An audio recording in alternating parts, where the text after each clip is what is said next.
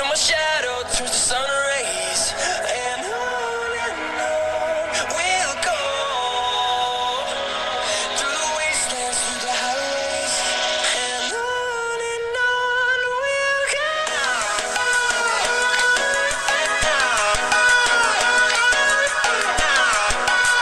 Baik, selamat malam Ibu dan selamat malam teman-teman.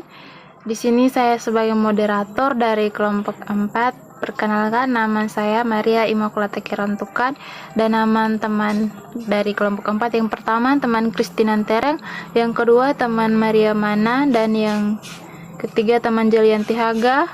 Kami dari kelompok 4 berjumlah 4 orang ditambah dengan saya sendiri.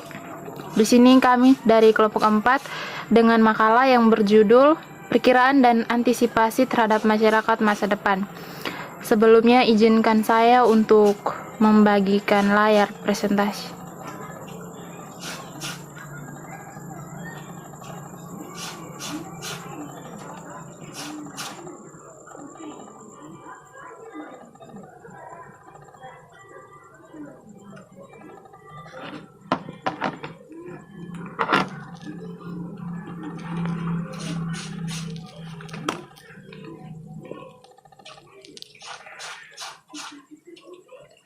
Oke, baik, di sini ini dari teman Christina Tereng akan mendapat bagian di bagian A, perkiraan masyarakat masa depan.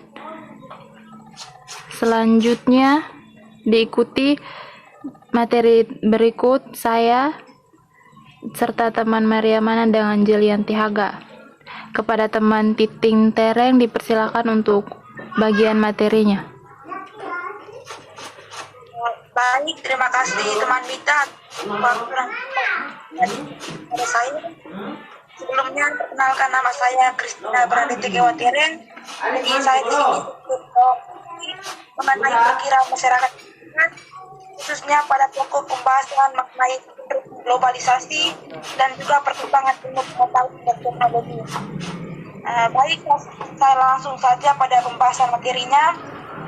Jadi perkembangan masyarakat beserta kebudayaannya sekarang ini makin mengalami percepatan serta meliputi seluruh aspek kehidupan manusia.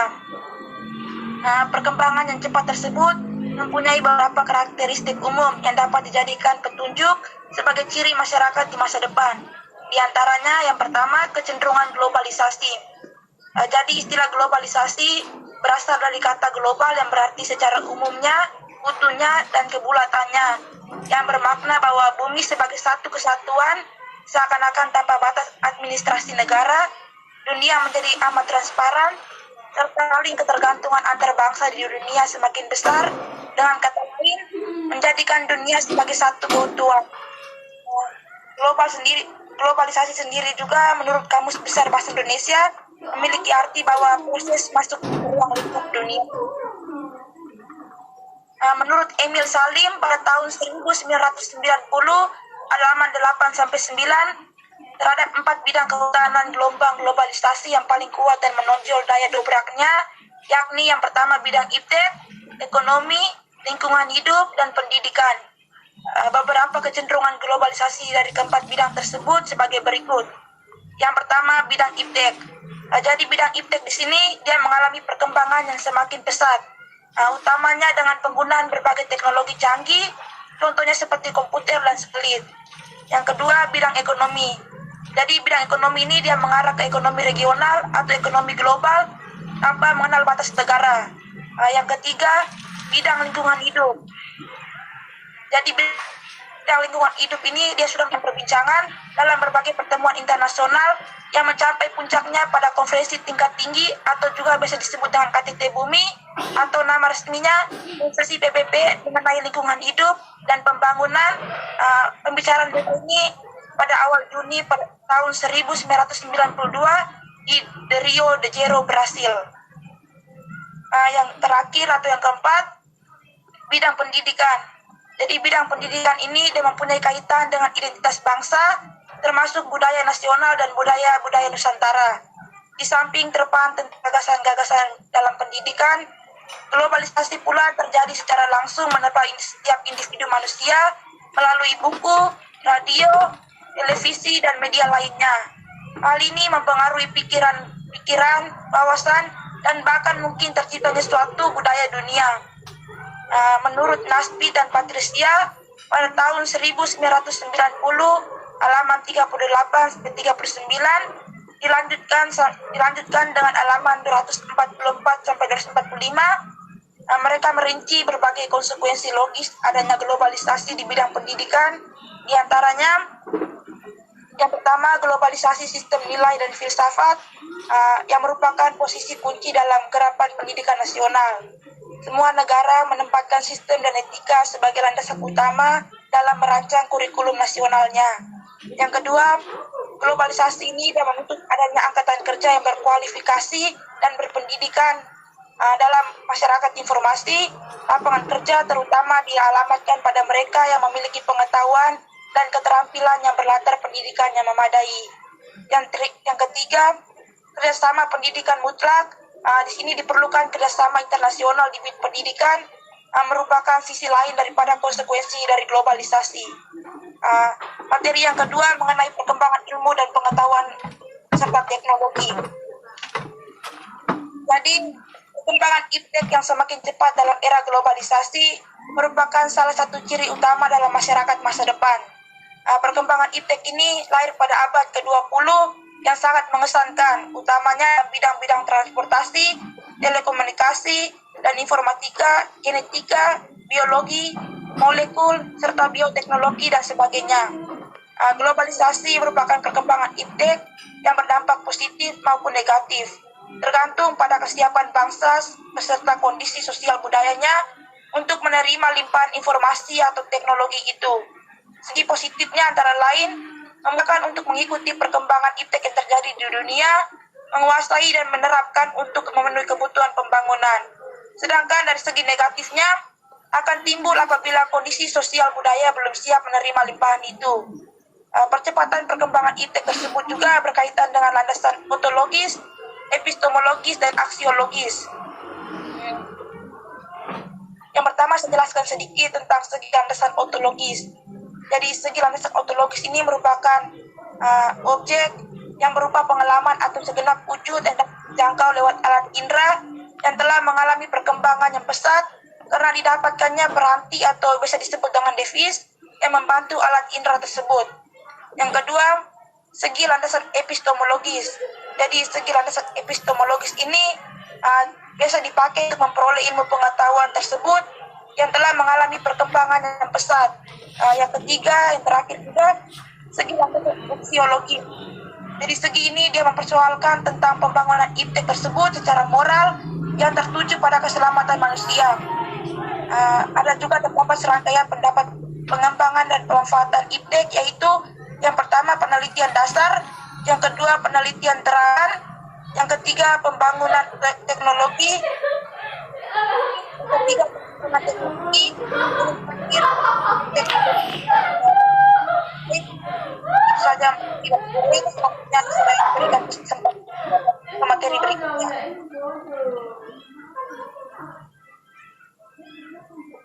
Jadi baik, terima kasih atas waktu dan kesempatan yang diberikan kepada saya. Sebelumnya saya ingin memperkenalkan nama saya Maria Rosutika Mana. Di sini saya akan menjelaskan dengan materi tentang perkembangan arus komunikasi yang semakin padat dan cepat. Salah satu perkembangan iptek yang luar biasa adalah yang berkaitan dengan informasi dan komunikasi, utamanya satelit komunikasi. Pada umumnya, bentuk komunikasi langsung atau verbal maupun non-verbal dikenal sebagai komunikasi antar pribadi, baik komunikasi antar dua orang maupun komunikasi dalam kelompok kecil. Dalam proses satu perkembangan iptek yang luar biasa adalah yang berkaitan dengan informasi dan komunikasi, utamanya satelit.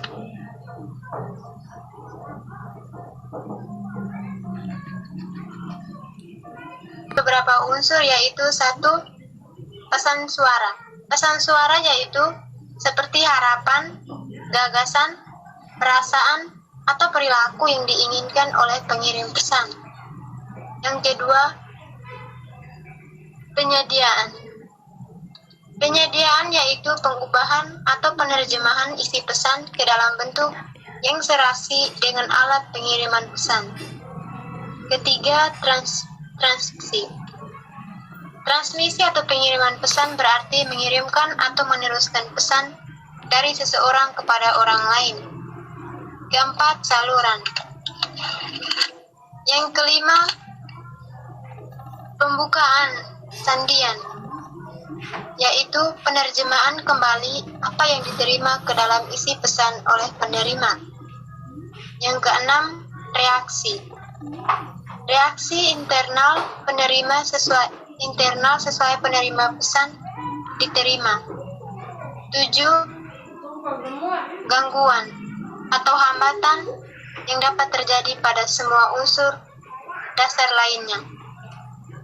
Sumber pesan mencakup aspek kehidupan manusia, yakni keseluruhan unsur-unsur kebudayaan, mulai dari sistem dan upacara keagamaan, bahkan terutama sistem teknologi dan peralatan. Waktu selanjutnya saya berikan kepada pemateri berikut. Baik, terima kasih untuk teman Mariamana. Di sini saya akan menjelaskan bagian keempat di bagian A, yaitu peningkatan pelayanan profesional. Menurut Robert W. Ritchie dan Dewey B. Gibson, ciri-ciri profesi yaitu yang pertama, lebih mengutamakan pelayanan kemanusiaan yang ideal dan layanan itu memperoleh pengakuan masyarakat. Yang kedua, terhadap sekumpulan ilmu yang menjadi landasan dari sejumlah teknik dan prosedur yang unik, serta diperlukan waktu yang relatif panjang untuk mempelajari sebagai periode persiapan yang sengaja dan sistematis agar mampu melaksanakan layanan itu. Yang ketiga, terdapat suatu mekanisme saringan berdasarkan kualifikasi tertentu sehingga hanya yang kompeten yang diperbolehkan melaksanakan layanan profesi itu.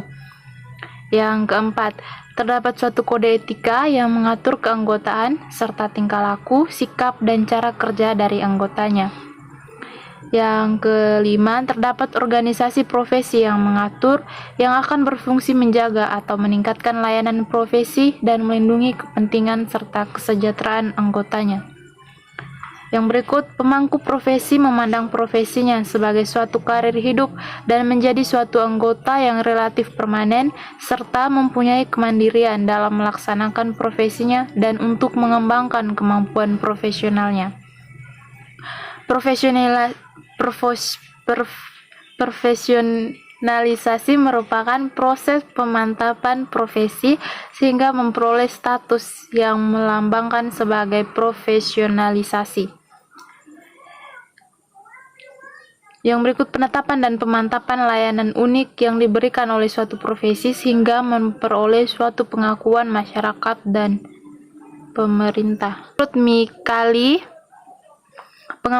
mengembangkan 6 tahapan proses profesional, yaitu yang pertama, penetapan dan pemantapan layanan unik yang diberikan oleh suatu profesi sehingga memperoleh suatu pengakuan masyarakat dan pemerintah. Yang kedua, penyepakatan antar kelompok profesi dan lembaga pendidikan prajabatan tentang standar kompetensi profesi minimal yang harus dimiliki oleh setiap calon profesi tersebut. Yang ketiga, akreditas, yakni pengakuan resmi tentang kelayakan suatu program pendidikan prajabatan yang ditugasi menghasilkan calon tenaga profesi yang bersangkutan. Yang berikut, mekanisme sertifikat dan pemberian izin praktek baik secara perseorangan maupun kelompok. Yang berikut, pengakuan profesi bertanggung jawab penuh terhadap segala aspek pelaksanaan tugasnya, yakni kebebasan mengambil keputusan secara profesional. Yang berikut, kelompok profesional memiliki kode etik yang berfungsi ganda, yakni yang pertama, perlindungan terhadap masyarakat agar memperoleh layanan yang bermutu. Yang kedua, perlindungan dan pedoman peningkatan kualitas anggota. Baik, sekian dari bagian keempat yang itu saja yang bisa saya sampaikan. Berikutnya untuk teman Jelianti Haga, silakan membawakan materi. Terima kasih.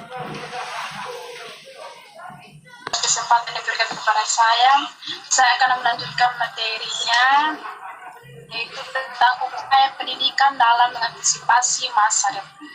Yang pertama itu tentang tuntutan bagi manusia masa depan atau manusia modern. Yang kedua tentang upaya mengantisipasi masa depan. Yang pertama, tuntutan bagi, coba saja ya. Pertama tentang tuntutan bagi manusia masa depan. Ya.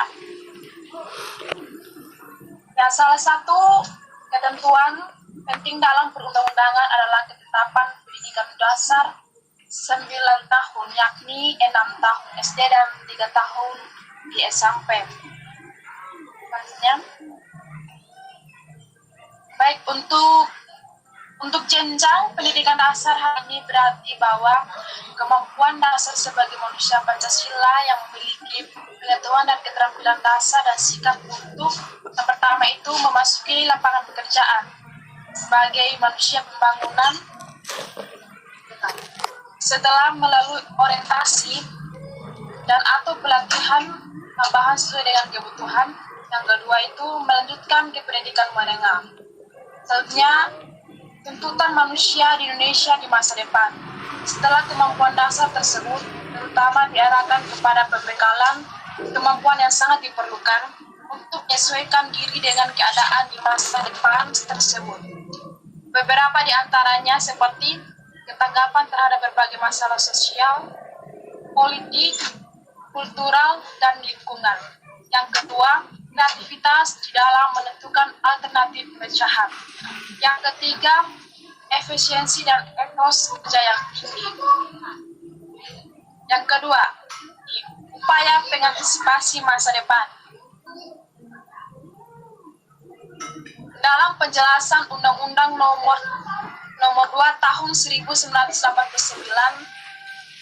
dalam rangka pelaksanaan pembangunan nasional sebagai pengalaman Pancasila di bidang pendidikan, maka pendidikan nasional mengusulkan pertama, pembentukan manusia Pancasila sebagai manusia pembangunan yang tinggi kulturalnya dan mandiri. Yang kedua, pemberian dukungan bagi perkembangan masyarakat, bangsa, dan negara Indonesia yang terwujud dalam ketuhanan nasional yang tangguh. Dalam gagasan dalam menyiapkan garapan pendidikan nasional seperti disarankan Diller dan Iskandar Ali Sabana pada tahun 1988 ayat 336 sampai 387 menyatakan bahwa pendidikan bukan hanya berusaha dengan transmisi dan keterampilan, tetapi juga berhubungan dengan nilai-nilai. Yang kedua, negara kita adalah negara kepulauan. Kita bertanggung jawab untuk melindungi sumber alam tersebut, serta memanfaatkan sebaik-baiknya untuk keselamatan bangsa. Yang ketiga, di masa depan mungkin sekali ada perubahan dan fakultasi yang berarti dalam menyebarkan penduduk. Oleh karena itu, perlu dikembangkan sistem pendidikan yang cukup luas yang mampu secara cepat menyesuaikan diri dengan perubahan tersebut. Yang keempat, di masa depan perlu memberikan peran yang seluas-luasnya kepada kaum wanita untuk dapat kesempatan dalam pendidikan.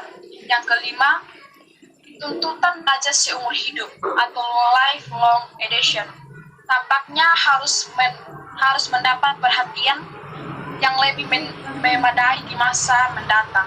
Yang keenam, pentingnya media elektronik dalam menyebarluaskan pendidikan. Yang ketujuh, publikasi dan penelitian serta pengembangan pendidikan.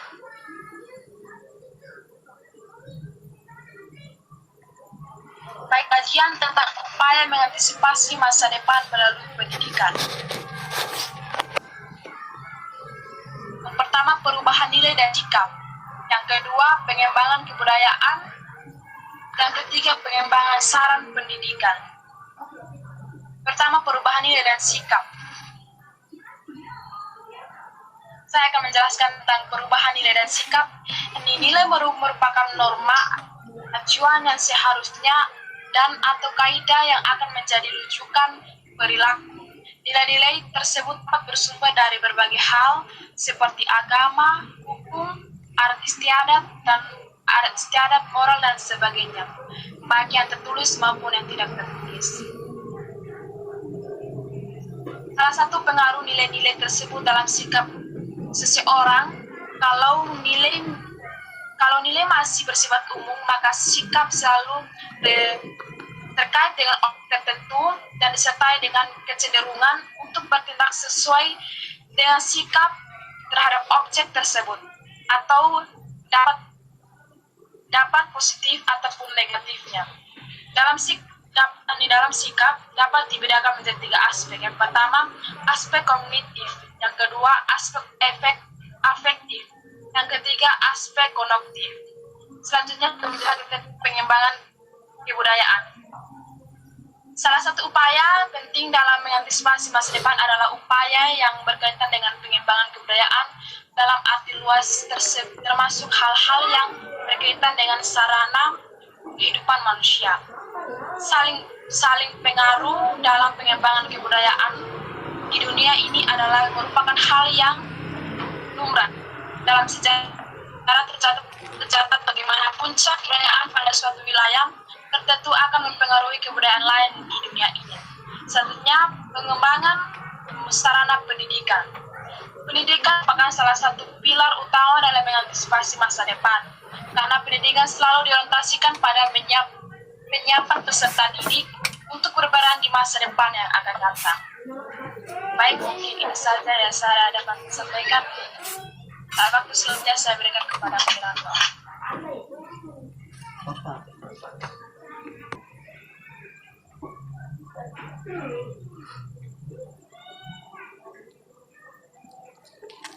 Baik, ini terima kasih untuk Baik, sekian dari hasil presentasi kami Ibu. Ini kami dari kelompok 4 cuma bisa menyampaikan itu, dan kami sangat mengharapkan penguatan materi dari apa yang sudah kami sampaikan dari Ibu untuk kami di pertemuan berikutnya. Terima kasih juga untuk teman-teman yang sudah meluangkan waktu malam ini sehingga kita bisa menyelesaikan tugas makalah ini. Semoga bisa bermanfaat untuk kita semua ke depannya. Terima kasih semua. Selamat malam Ibu dan selamat malam teman-teman.